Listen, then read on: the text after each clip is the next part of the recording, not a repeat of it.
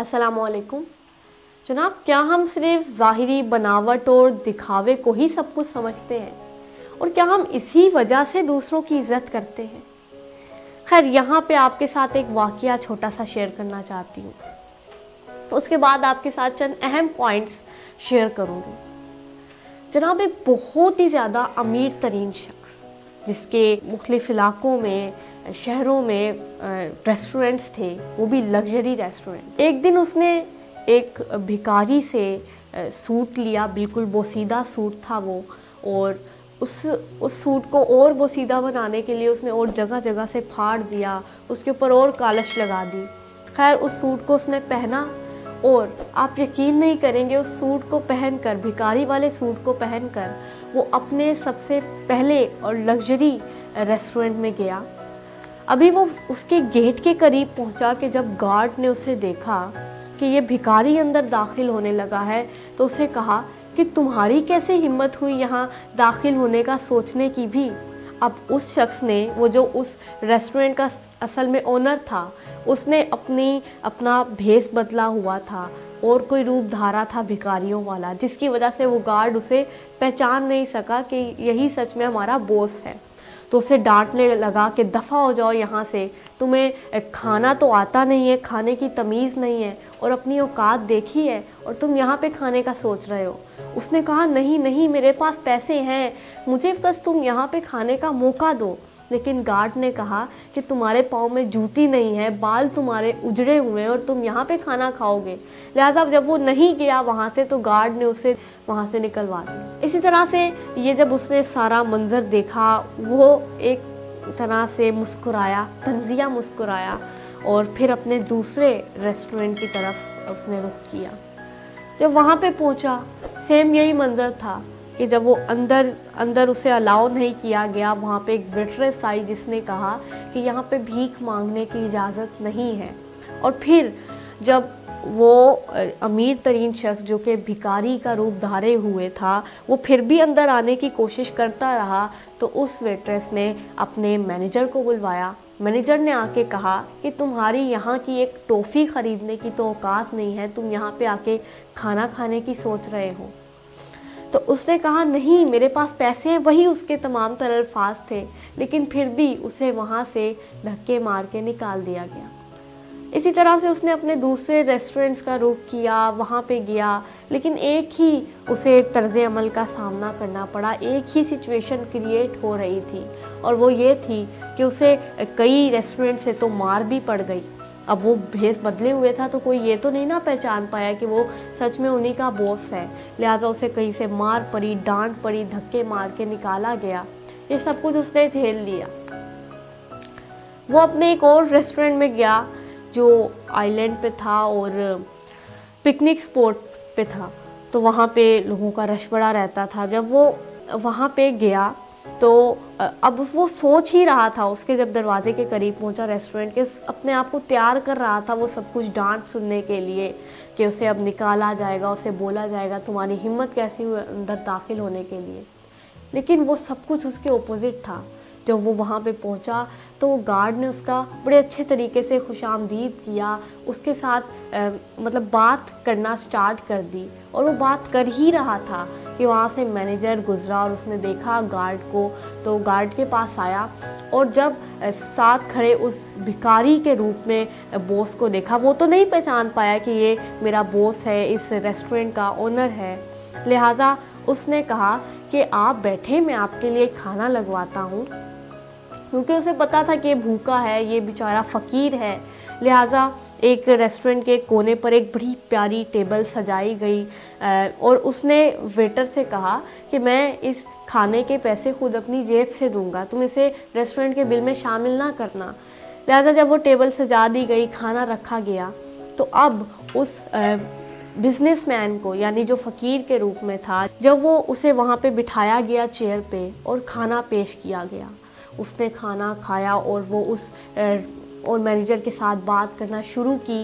वो उस रेस्टोरेंट की स्टाफ से, कि वेटर ने भी बदतमीज़ी नहीं की, बल्कि वेटर भी बड़े अच्छे तरीके से पेश आया, तो वो उस रेस्टोरेंट के स्टाफ से बड़ा इम्प्रेस हुआ और खैर खाना खा के वो चला गया।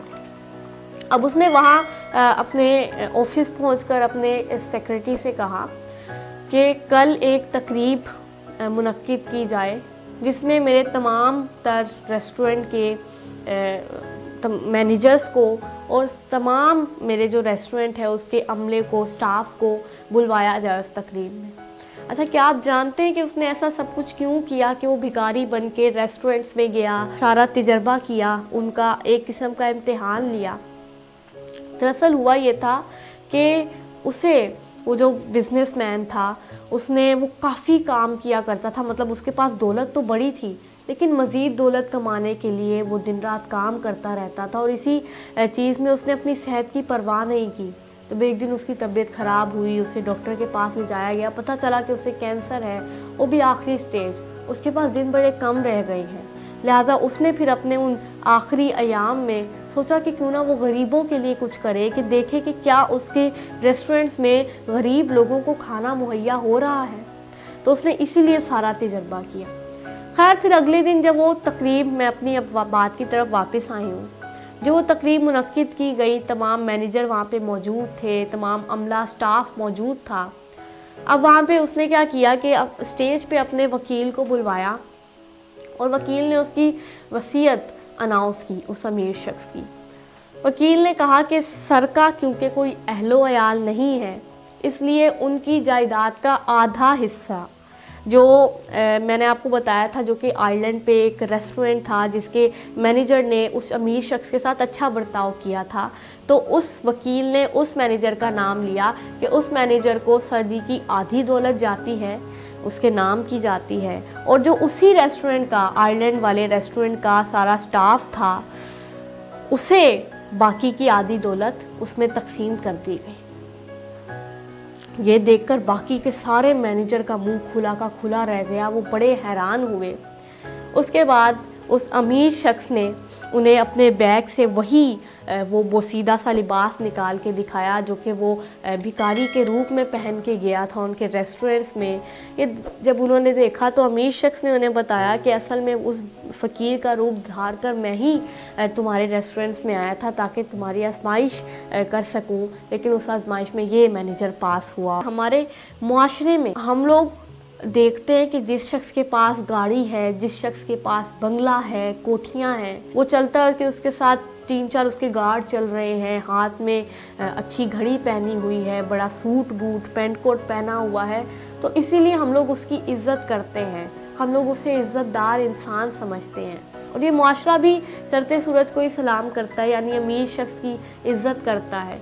लेकिन हम लोग देखते हैं कोई ऐसा शख्स जिसने बोसीदा लिबास पहना हुआ है, जिसके कपड़े अच्छे नहीं हैं, हम उसकी इज़्ज़त नहीं करते हैं, उसकी बेइज्जती के साथ उसके साथ पेश आते हैं। जनाब हज़रत सादी शराजी रहमतुल्लाह अलैह, वो एक बोसीदा लिबास पहन के जब मजलिस में पहुँचे तो उन्हें अलाउ नहीं किया गया अंदर आने के लिए उनके लिबास की वजह से। उसके बाद वो एक शाहाना लिबास पहन के उस मजलिस में पहुँचे तो उन्हें अलाउ कर दिया गया कि आइए अंदर आकर बैठिए। जब खाना वहाँ पे रखा गया तो उन्होंने क्या किया कि जो उनका जो सूट था ना, उसका वो जो उनका कफ़ था उसका बटन खोला और उस कफ़ को शोरबे में डिबोना शुरू कर दिया। ये उनकी ये देखकर एक शख्स ने उनसे पूछा कि आप ऐसा क्यों कर रहे हैं? तो सादी शराजी रहमतुल्लाह अलैह ने फरमाया कि मुझे इस लिबास की वजह से अंदर आने दिया है, तो मतलब दावत भी इसी लिबास की है, तो खाना भी यही खाए। कोई शख्स किसी फ़िरके से ताल्लुक़ रखता है, किसी मज़हब से ताल्लुक़ रखता है, उसकी नेशनलिटी किसी और मुल्क की है, या आप कह लें वो गोरा है, वो काला है, वो जैसा भी है, लेकिन हम इस वजह से उसे जज नहीं कर सकते क्योंकि वो है तो इंसान ना। तो क्या हम उसके साथ हमदर्दी के साथ बात नहीं कर सकते?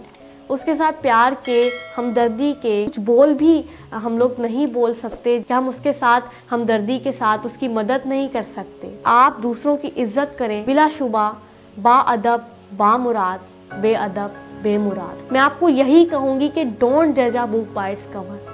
आप कभी बुक को उसके कवर के साथ जज ना कीजिए, हो सकता है उसमें ज़्यादा अच्छा इल्म मौजूद हो। आप इस वीडियो को واٹس ایپ پر ضرور شیئر کیجئے، کم از کم اپنے 10 فرینڈز کے ساتھ۔ اللہ ہم سب کو ہمیشہ شکر ادا کرنے کی توفیق عطا کرے اور ہم سب کا خاتمہ ایمان پر فرمائے، آمین۔